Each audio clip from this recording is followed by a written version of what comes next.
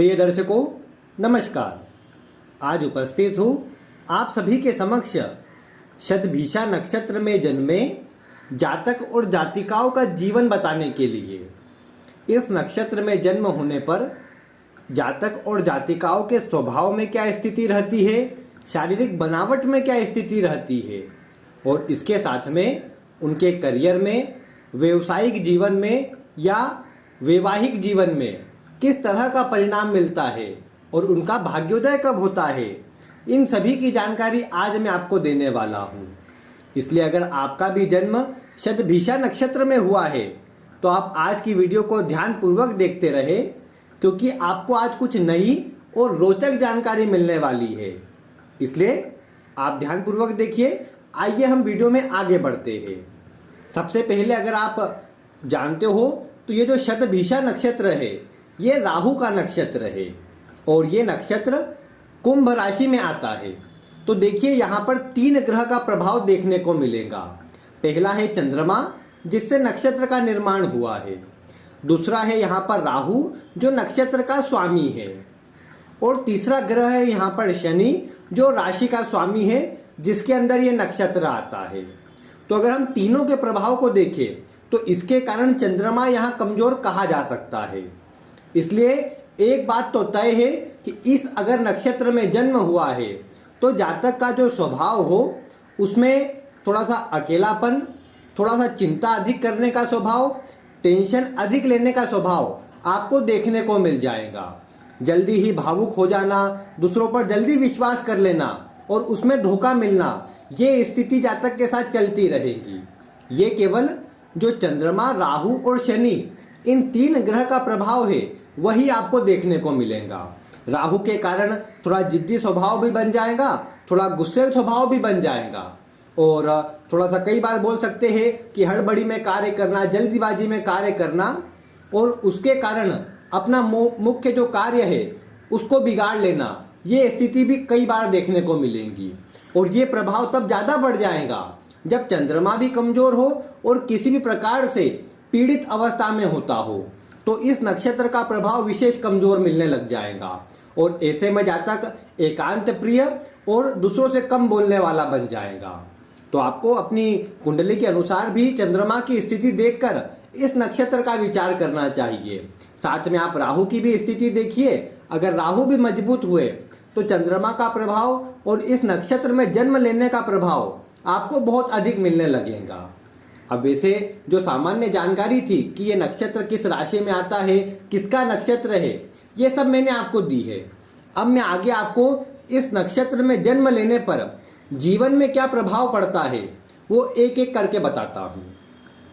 सबसे पहले अगर हम बात करें शारीरिक बनावट की, तो जिसका भी इस नक्षत्र में जन्म होता है वो दिखने में थोड़े मजबूत स्वभाव के जरूर होते हैं, लेकिन सामान्यतः दुबले पतले शरीर वाले देखने को मिले हैं। ज़्यादा मोटा शरीर हो, हेल्दी शरीर हो, ये बात नहीं देखने को मिलती है। हाँ, कई बार गुरु आदि का प्रभाव कुछ मामलों में मोटा करता देखा गया है, लेकिन अधिकतर मामलों में आप यही देखेंगे कि इस नक्षत्र में जन्म होने पर जातक सामान्य बनावट का और थोड़ा मांसल शरीर वाला लेकिन मजबूत होता है शरीर से। और जो जातक का माथा होता है, जो ललाट होता है, वो भी थोड़ा चौड़ा देखने को मिलता है। आंखें विशेष सुंदर और अन्य को अपनी ओर आकर्षित करने वाली होती है और चेहरे से भी एक विशेष तेज प्रकट होता है जो जातक की आभा को और बढ़ाने का कार्य करता है। तो इसलिए जातक को अगर पहली नज़र में देखा जाए तो कई बार ये भी लगता है कि जातक अपने आप पर ध्यान नहीं देता है, थोड़ा लापरवाह किस्म का है स्वास्थ्य को लेकर के, क्योंकि ऐसे व्यक्ति के ऊपर राहु और शनि का प्रभाव विशेष होता है। तो ये बात बन जाती है कि जातक स्वास्थ्य के प्रति लापरवाह हो, इतना स्वयं के ऊपर ध्यान नहीं देता हो और अकेला रहता हो। तो उसके कारण कई बार व्यक्ति एक गरीब परिवार से या कमजोर परिवार से देखने को मिले, इस तरह की स्थिति बन जाती है कि उसको देख करके सब यही बोले। लेकिन जब जातक अपने ऊपर ध्यान देता है और सभी स्थिति को अच्छी करता है, तब उसका जो निखार है या उसका जो रूप है वो विशेष रूप से चमक करके आता है और चारों ओर उसकी चमक और उसका आकर्षण सभी को और अपनी ओर आकर्षित कर लेता है, जो जातक का एक अच्छा गुण कहा जा सकता है।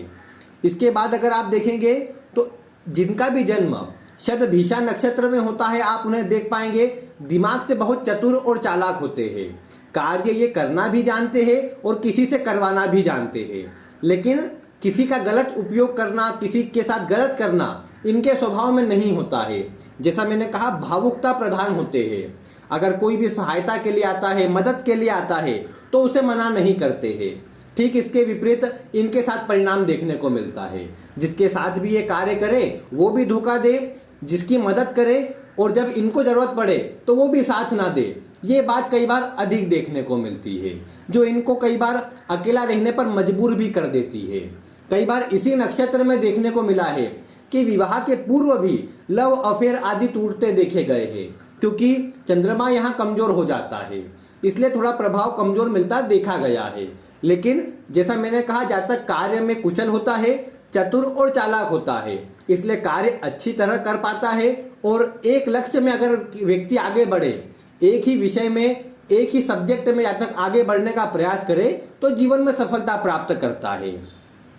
क्योंकि इस नक्षत्र में जन्म होने पर यह बात भी देखने को मिलती है कि जातक थोड़े गोपनीय स्वभाव का होता है, थोड़े चुपचाप रहने वाला और अकेला रहने वाला तो होता ही है, लेकिन उसमें भी कुछ न कुछ रहस्यमयी, कुछ न कुछ अलग सोचते रहना, अलग खोजने का प्रयास करना, इस तरह का स्वभाव होता है।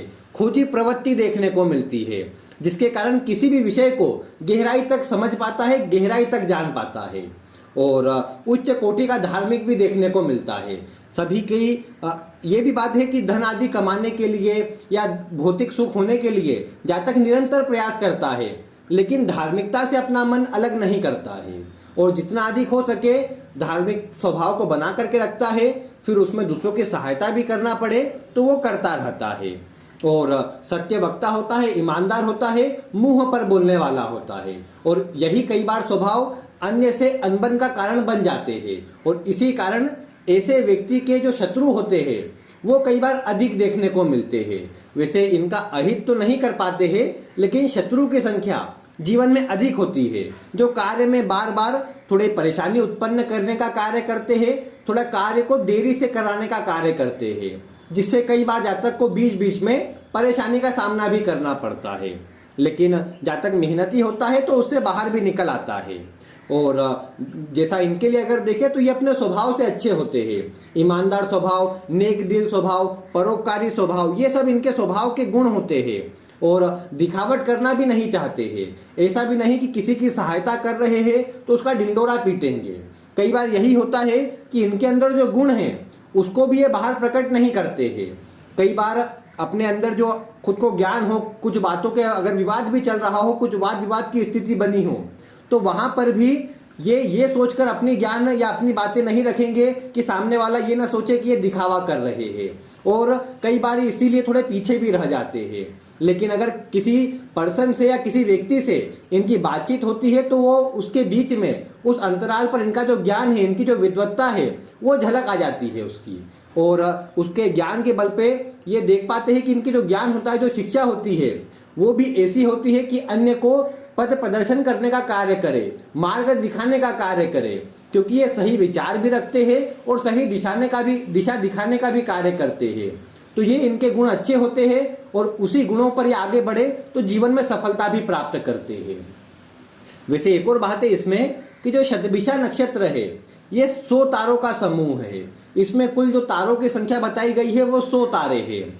और इसके अंदर जो 100 तारे हैं वो सभी जो मतलब कह सकते हैं आरोग्य से जुड़े हुए हैं, औषधियों से जुड़े हुए हैं। तो इसके कारण ऐसे व्यक्ति के अंदर वो डॉक्टरी करे या न करे, लेकिन डॉक्टरों वाले गुण देखने को मिलते हैं।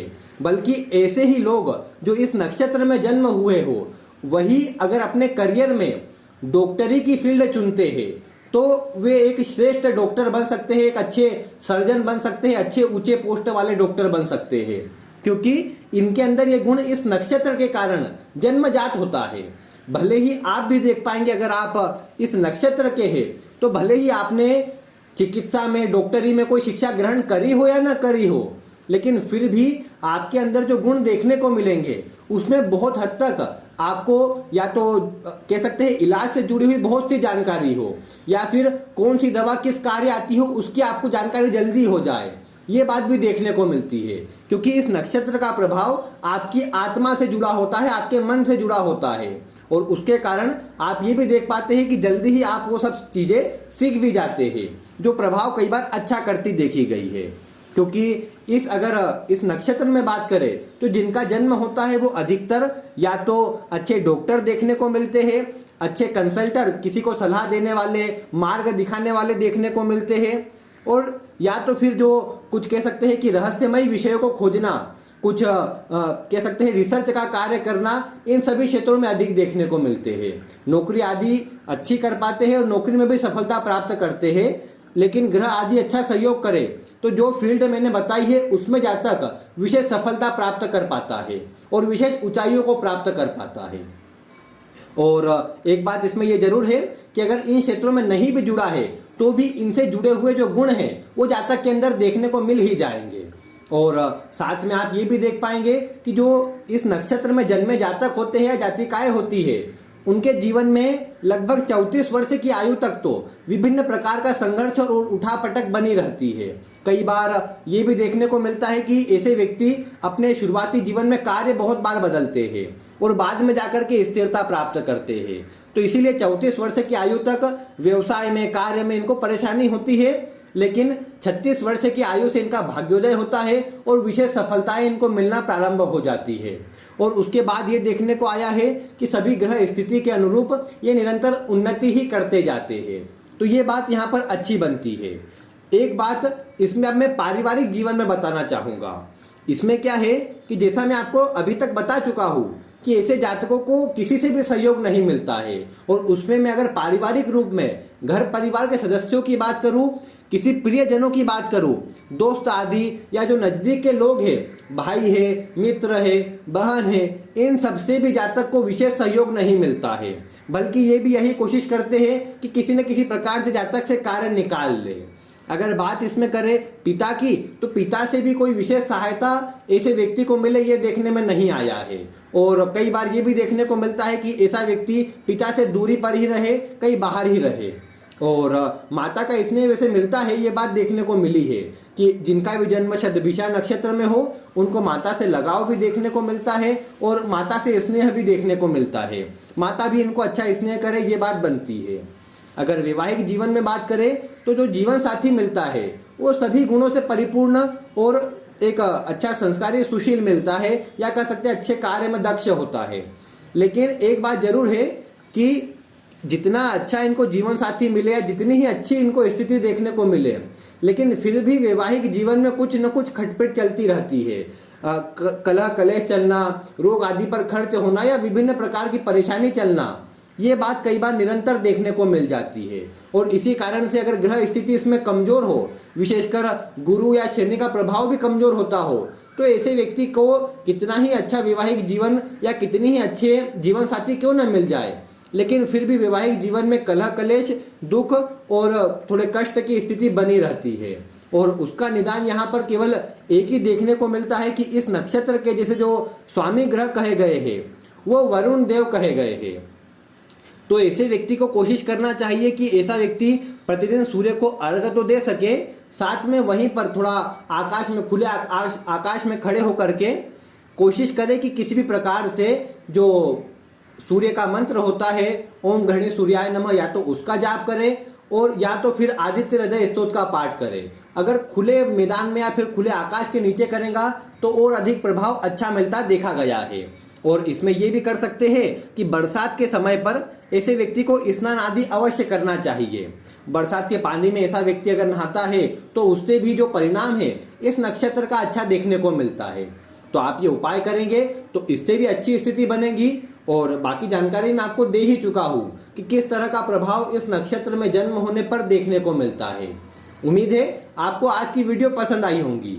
अगर वीडियो पसंद आई हो तो आप इसे लाइक करें, अन्य लोगों तक शेयर करें, और चैनल पर नए हो तो इसे अभी ही सब्सक्राइब कर लीजिए, क्योंकि आपको यहाँ पर ऐसी ही रोचक वीडियो मिलती रहेंगी।